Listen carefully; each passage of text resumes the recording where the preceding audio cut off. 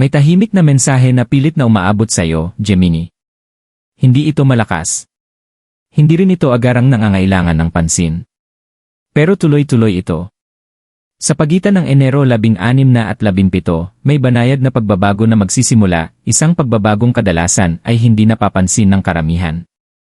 Isang salitang maririnig mo sa di inaasahang sandali. Isang mensaheng tila aksidenteng dumaan. Isang pintuang bumukas kahit hindi mo ito inaasahan. Sa simula, maaaring wala itong dating. Pero mahalaga ito. Dahil hindi ito basta pagkakataon lang, ito ay pakikipag-usap. Hindi palaging sumisigaw ang universo. Minsan, pabulong itong nagsasalita. At ngayon direkta itong bumubulong sa'yo. Ang tanong ay hindi kung darating ba ang mensahe. Ang tanong ay makikilala mo ba ito sa tamang oras. Ang Enero 16 na at 17 ay hindi basta-bastang mga araw para sa'yo, Gemini. May isang tahimik na pagkakaalin na nagaganap sa likod ng lahat, hindi ito dumadating na may ingay o drama. Sa halip, dumarating ito sa mga banayad na sandali, isang ideyang ayaw lumisan sa isipan mo, isang damdaming hindi mo maipaliwanag, o isang biglang paghinto bago gumawa ng desisyon. Ang mga sandaling ito ay hindi aksidente. Mga senyales sila. Sa loob ng susunod na 48 oras, ang universo ay magsisimulang magsalita gamit ang isang wika na mauunawaan lamang ng mga taong handang makinig. Para sa Gemini, ang mensaheng ito ay dumarating sa isang napakahalagang punto, kung kailan ang mga tanong tungkol sa direksyon, tiwala, at tamang timing ay mas mabigat kaysa dati. Maaaring makaramdam ka ng pagnanais na balikan ang isang bagay na hindi mo pa natatapos. O parang may humihila sa'yo patungo sa desisyong matagal mong iniiwasan. Ang video na ito ay hindi narito para manghula, narito ito para magsalin. Dahil kapag dumating ang mensahe, hindi ito hihingi ng aksyon. Hihilingin lang nito ang iyong kamalayan. At ang kamalayang yon ay kayang baguhin ang lahat. Bakit hindi pangkaraniwan ang Enero 16 na 17 para sa Gemini? Para sa Gemini, ang Enero 16 na 17 ay may dalang kakaibang bigat. Hindi ito yung bigat na nakakabigla, kundi yung uri ng bigat na nagpapahinto sa'yo saglit para magnilay. Sa mga araw na ito, tila humihina ang ingay ng mundo sa paligid, sapat lang para marinig mo ang mensaheng matagal nang sumusubok na makaabot sa'yo. Ang enerhiya ng Gemini ay pinamumunuan ng kaisipan, komunikasyon, at pananaw, at sa mga petsang ito, nagiging mas malinaw ang daluyan ng mga ito. Mapapansin mong mas mabilis ang galaw ng isipan mo kaysa dati. Na parang may mga ideya na biglang konektado, o mga alaala na dati mong binalewala pero ngayon ay tila may saysay na. Ang nagpapabago sa mga araw na ito ay ang tamang timing. Isang bagay na matagal mo nang hinihintay, kalinawan, kumpirmasyon, o direksyon, ay handa nang lumitaw. Hindi dahil pinilit mo ito, kundi dahil ito na ang tamang sandali.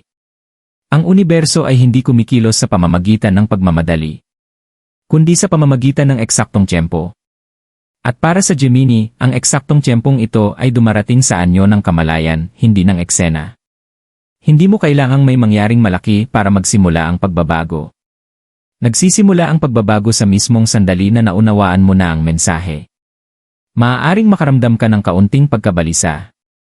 Na parang may paparating pero hindi pa ito ganap na malinaw. Pero ang pakiramdam na yon ay hindi takot, kundi pananabik. Ang mga araw na ito ay tila tulay sa pagitan ng mga tanong na iniikot-ikot mo. At ng katotohanang malapit mo ng matuklasan. Ang bawat usapan ay tila may mas mabigat na kahulugan. Ang katahimikan ay parang mas malakas. At maging ang maliliit na desisyon ay tila may mas malalim na epekto. Ito ang dahilan kung bakit ang Enero 16 na 17 ay hindi basta-bastang mga araw. Hindi ito tungkol sa aksyon, ito ay tungkol sa pagkilala. Kapag nakita mo na kung anong ipinapakita sa'yo, wala nang babalik sa dati. At para sa Gemini, ang kamalayan ay palaging simula ng pagbabagong tunay. Nagsisimula ng lumitaw ang lihim na mensahe. Ang lihim na mensahe ay hindi dumadating ng sabay-sabay. Ito'y unti-unting bumubukas, dahan-dahan, maingat, na tila sinusukat kung handa ka na ba talagang mapansin ito. Para sa Gemini, madalas lumilitaw ang mensaheng ito sa mga simpleng sandali na bigla na lang nagkakaroon ng lalim. Isang pangungusap na narinig mo lang sa daan pero tumugma sa iniisip mo kanina. Isang notification na dumating sa mismong segundo na iniisip mo ang isang tao. Isang pintuang, literal o simboliko, bumuka sa oras na hindi mo pa balak lumakad pasulong. Walang anuman dito ang humihingi ng atensyon. Pero lahat sila, nananatili sa isip mo ng mas matagal kaysa dapat. Ang tunay na kapangyarihan ng mensaheng ito ay nasa pag-uulit. Maaari mong mapansing paulit-ulit bumabalik ang parehong ideya, pero sa magkaibang anyo. Iba't ibang tao, iba't ibang sitwasyon, pero iisa ang diwa. Sa una, maaaring isantabi mo ito bilang simpleng pagkakataon lang. Natural sa isip ng Gemini ang pagiging lohikal, mabilis, at may pag-aalinlangan. Pero ngayon, tila hindi sapat ang lohika para ipaliwanag ang tiyempo. Ang mensahe ay paulit-ulit na sumusulpot habang hindi ka nagbabantay. Sa hating gabi, sa katahimikan, o sa pagitan ng mga desisyon. Maaaring maging mas makulay at mas simboliko ang iyong mga panaginip. Hindi man ito puno ng drama, pero puno ito ng kahulugan. Mga pintuan, mga sulat, mga boses, o mga usapang hindi pa natatapos. Maging ang katahimikan ay tila may laman. Na para bang may bagay na naghihintay lang sa gilid ng iyong kamalayan. Maaaring bigla kang maudyok na i-check ang isang bagay. Balikan ang isang alaala, o pag-isipang muli ang isang desisyong akala mong tapos na. Hindi ito kalituhan. Ito ang pag-aalin na nagsisimulang mabuo. Ang universo ay nagsasalita gamit ang mga pattern, hindi utos. At sa ngayon, ang pattern na bumabalot sa iyo ay sinadyang buuin. Ang mensahe ay hindi nagtutulak sa iyo pasulong o humihila pabalik. Ang hiling nito ay makita mo. Nakilalanin mo ang matagal nang nasa harapan mo. Dahil para sa Gemini, kapag napagtanto na ang totoo, agad na nagbabago ang isipan. At kapag nangyari na ang pagbabagong yon, hihinto na ang bulong. Dahil sa wakas narinig mo na ito. Ang emosyonal na kahulugan ng mensahe para sa Gemini. Para sa Gemini, ang lihim na mensahe ay hindi lang tumatama sa isipan, ito ay tahimik na lumulubog sa puso. Sa emosyonal na aspeto, maaaring magdulot ito ng kalituhan sa simula. Dahil ang mensahe ay dumadampi sa isang bahagi mo na matagal mo nang kinikimkim, tahimik, hindi nababanggit, hindi pinapansin. Mga tanong na hindi mo kailanman binigkas. Mga damdaming tinawag mong panandalian pero hindi mo talaga pinakawalan. Ang mensahe ay inilalantad ang mga emosyon na ito, hindi para guluhin ka, kundi para bigyang linaw ang mga bahaging dati ipinatahimik mo. Maaaring makaranas ka ng kakaibang halo ng damdamin. Nostalhiya na walang lungkot, ginhawa na walang paliwanag, o bigla ang kapayapaan matapos ang linggo ng ingay sa isipan. Ito ay dahil sa ang mensahe ay kinikilala ang isang bagay na matagal mo nang nararamdaman pero hindi mo pinaniwalaan. Ang Gemini ay likas na mabilis mag-isip, laging nakatingin sa susunod, laging nagsusuri gamit ang isip. Pero ang mensaheng ito ay pinapabagal ka sandali, sapat para makaramdam muna bago magdesisyon. At mahalaga ang paghintong iyon. Maaaring may lumitaw ring emosyonal na katotohanan. Tungkol sa isang relasyon, sa isang landas na muntik mo ng talikuran. O sa bersyon ng sarili mong akala mo'y nalampasan mo na. Ang mensahe ay hindi naninisi o pumupuna. Pinaalalahanan ka lang nito. Sinasabi nito mahalaga ito. At mahalaga pa rin. At kahit tahimik ang dating, makapangyarihan ang pagkaunawang yon. Maaaring maramdaman mong gusto mong umiwas muna sa mga abala. O biglang mawalan ng gana sa mabababaw na usapan. Mas nakakasapat ngayon ang malalalim na pag-isip. At ang pag-iisa, mas nakakapanatag kaysa nakakalungkot. Ang pagbabagong emosyonal na ito ay hindi pag-iwas. Ito ay pagkakaalin. Ang panloob mong mundo ay muling inaayos ang sarili nito. Gumagawa ng espasyo para sa katotohanan, imbes na para sa ingay. Para sa Gemini, bihira ang emosyonal na kaliwanagan. Pero kapag dumating ito, nagbabago ang lahat. Kapag tunay mong naunawaan kung ano ang nararamdaman mo, nagiging mas madali ang mga desisyon. Lumalambot ang pagdududa. At ang mensahe na dati tila misteryo, ay biglang nagiging pamilyar. Parang isang bagay na matagal mo nang alam. Na hinihintay ka lang sa tamang panahon.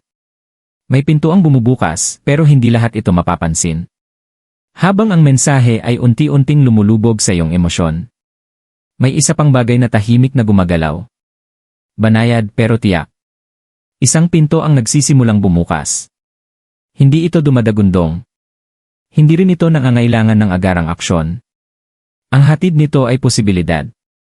Para sa Gemini, ang pintuang ito ay madalas hindi halata. Walang label. Walang ilaw. Sa katunayan, maaaring mukha pa nga itong ordinaryo, madaling mapalampas. At ito ang dahilan kung bakit hindi ito mapapansin ng lahat. Pero mararamdaman mo ito. Ang pintong ito ay sumasagisag ng oportunidad. Pero hindi yung klaseng sumisigaw ng bagong simula. Sa halip, ito'y tila pamilyar. Parang isang bagay na dati mo nang nakita pero hindi mo kailanman pinagtuunan ng pansin. Isang usapan na pwedeng lumalim. Isang desisyon na ipinagpaliban mo dahil parang hindi pa tama ang panahon. Isang direksyong tinanggihan mo noon dahil hindi mo pa kayang magtiwala. Ngayon, ang pintong ito ay bahagyang box, naghihintay. Hindi ito humihiling ng kilos. Ang hinihiling lang nito ay kamalayan. Ang nagpapalalim sa sandaling ito ay ang pagpili. Hindi ka tinutulak. Inaanyayahan ka. At bilang Gemini, likas sa iyo ang pagiging box sa maraming opsyon. Pero ang pintuang ito ay humihiling ng pagkilatis. Tinanong ka nito. Bakit ngayon ito bumubukas? Bakit sa sandaling ito? Bakit ang landas na ito? Ang kasagutan ay hindi lohikal. Ito'y pakiramdam. Maraming tao ang daraan sa harap ng pintuang ito. Na walang napapansin. Mananatili silang abala, nalilito. Naniniwalang walang nagbago. Pero ikaw, Gemini, nararamdaman mo ang kaibahan. Nararamdaman mo ang espasyo sa likod ng pintuan. Isang bagay na hindi pa ganap pero puno ng pag-asa. Ang kamalayang iyon ang senyales. Ito ang universo na nagsasabing, handa ka nang makita ang hindi mo kayang makita noon. Ang hindi pagpansin sa pinto ay hindi magdadala ng parusa.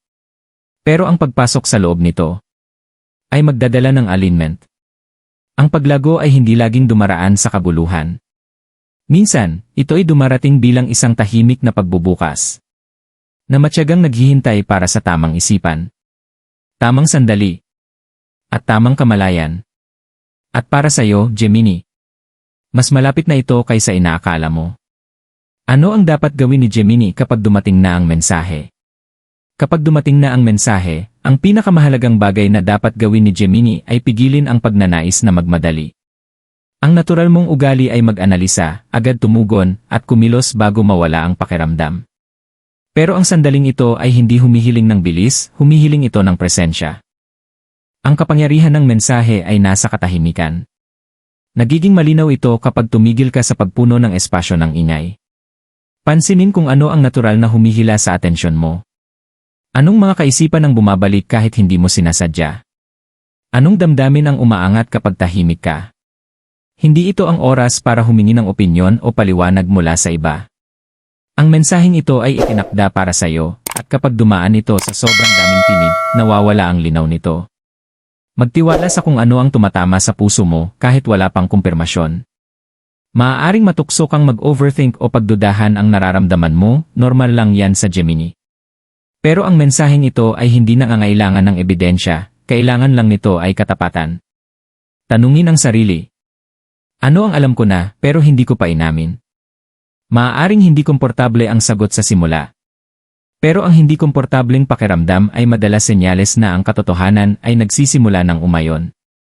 Isa pang mahalagang hakbang ay pasensya. Ang pintuang bumukas ay hindi agad nagsasara. Hindi mo kailangang desisyonan agad ang lahat. Sapat na ang kilalanin mo ang nakita mo. Ang kamalayan ay isang anyo ng aksyon. Kahit wala pang nakikitang pagbabago sa labas. Ito ay sandali ng panloob na pag-aayos, hindi ng panlabas na pressure. Maaaring maramdaman mong kailangan mo ring bitawan ang isang bagay. Isang nakasanayan, isang paniniwala, o isang inaasahan na matagal mong hawak. Ang pagbibitaw na ito ay hindi pagkawala. Ito ay paghahanda. Si Gemini ay umuunlad kapag malinaw ang isipan at hindi pasan ang bigat ng nakaraan. At ang mensaheng ito, dahan-dahan itong nililinis ang mga bagay na hindi mo na kailangan. Higit sa lahat, manatiling box. Hindi balisa. Hindi mapilit. Box lang. Ang universo ay hindi minamadali ang mensaheng nilalayong magtagal. Ito ay unti-unting lumalantad. Kapag handa ka ng makinig. At sa ngayon, Gemini, ang mismong pakikinig mo ang siyang magdadala sa iyo pasulong. Ano ang mangyayari kapag pinagkatiwalaan ni Gemini ang mensahe? Kapag pinili ni Gemini na pagkatiwalaan ang mensahe, Ang pagbabago ay hindi agad-agad pero hindi mo ito mapagkakaila. Magsisimula ito sa loob. Parang may tahimik na alignment na biglang nag-click sa tamang lugar. Lumuluwag ang kapit ng pagdududa. Humihina ang ingay sa isipan.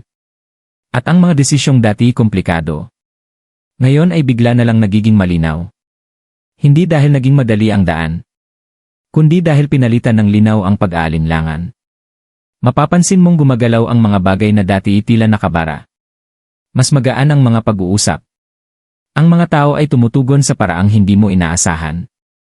Ang mga oportunidad ay hindi dumarating ng maingay, pero dumarating sila ng tama sa oras. Ang pagtitiwala sa mensahe ay hindi pumipilit ng pagbabago. Binubuksan nito ang daan para sa pagbabago. At ang pagkakaibang yan ay mahalaga. Kapag tumigil ka sa paglaban sa mga bagay na matagal mo nang nararamdaman, sinasalubong ka ng universo sa kalagitnaan. Sa emosyonal na bahagi may paghinga. Isang ginhawang dulot ng pagkaalam na hindi mo na kailangang habulin ang kasagutan o patunayan ang sarili mo. Magsisimula kang tumugon sa buhay, hindi lang basta mag-react. At mula sa katahimikang ito, nagsisimula ang bagong galaw. Ang mga bagay na dati nakakapagod, ngayon ay kaya mo nang hawakan. Ang mga pangarap na tila malayo, ngayon ay mas abot kamay. Ang pagtitiwala ay ginagawang direksyon ang dati pag-aalinlangan. Maaaring may muling koneksyon na maganap. Sa isang tao, isang ideya, o sa bersyon ng sarili mong minsan mong isinantabi. Hindi ka nito ibinabalik sa nakaraan. Ibinabalik ka nito sa balanse. Pinaalalahanan ka kung bakit may mga bagay na hindi kailanman tuluyang nawala sa puso mo. At kung bakit may mga landas na tahimik na tumatawag sa iyo, kahit kailanman hindi nawala. Sa labas, dumarating ang progreso sa mga simpleng anyo. Maliliit na tagumpay, tamang-tamang kumpirmasyon. At mga pintuang bahagyang bumubukas, sapat para hikayatin kang kumilos. Pero hindi para puwersahin. Ito ang tunay na alignment. Si Gemini ay namumukadkad kapag ang intuisyon at katalinuhan ay magkasabay na gumagalaw. At ang pagtitiwala sa mensahe ang siyang nagbubuklod sa dalawa. At higit sa lahat, ang pagtitiwala sa mensahe ay nagtuturo ng pagtitiwala sa sarili. Tigil na ang paulit-ulit na pagdududa sa bawat nararamdaman. At nagsisimula ka ng maniwala sa sarili mong paningin at pakiramdam. Kapag nangyari ito, ang mga desisyon ay hindi na mabigat. Nagiging malinaw at may direksyon. Para kay Gemini, ang panloob na kumpiyansang ito ang magiging pundasyon ng lahat ng susunod. Hindi lang sa mga araw na ito, kundi matagal pagkatapos matanggap ang mensahe. Ang lihim na mensahe ay hindi nilalayong baguhin ang buhay mo ng isang gabi. Ang tunay na layunin ng mensaheng ito ay mas malalim kaysa sa panlabas na pagbabago. Para kay Gemini, dumadating ito upang ibalik ka sa sarili mong kamalayan. Sa bahaging palagi ng alam kung ano ang tama, kahit paminsan ay kumokontra ang isip. At ang revelasyon ay simple pero makapangyarihan. Wala kang napalampas na mahalaga. Hindi ka huli. Hindi ka nahuli sa takbo ng buhay. Nasa eksaktong lugar ka kung saan mo sa wakas makikita. Kung ano ang tahimik na gumagabay sa iyo simula't simula pa. Ang mensaheng ito ay hindi tungkol sa kapalarang kumokontrol sa mga desisyon mo. Ito ay tungkol sa kalinawang muling ibinabalik ang kumpiyansa mo sa sarili. Ang pintuang bumukas, kailanmay hindi ito nakasara. Hindi ka lang talaga nakatakdang mapansin ito hanggang ngayon. Ang bawat paghinto, ang bawat pagkaantala, ang bawat tanong na tila walang sagot. Lahat yan ay may ginampanang papel para ihanda ka. Para sa sandali ng pagkilala. At kapag nakilala mo na ito, nawawala ang bigat. Hindi ipinadala ng universo ang mensaheng ito para itulak kang kumilos. O hilahin kang bumalik. Ipinadala ito para ipaalala sa iyo na ang mismong kamalayan mo ay kapangyarihan. Kapag nagtiwala ka sa sarili mong pakiramdam, tinigil mo na rin ang paghanap ng senyales mula sa labas. Dahil ikaw na mismo ang senyales. Para kay Gemini, ang pagkaunawang ito ay tanda ng pagtatapos ng kalituhan at simula ng may layuning pagkilos. Hindi minamadali. Hindi pinipilit. Kundi nakaalin. Ang mensahe ay kailanmay wala sa labas mo. Naghihintay lang ito. Na tumahimik ka sapat. Para marinig mo ang sarili mong tinig. Nang buong linaw. Habang lumilipas ang Enero 16 na 17. Ang mensahe ay hindi basta nawawala, ito'y naninimbang sa loob mo. Ang mga bagay na napansin mo, naramdaman mo.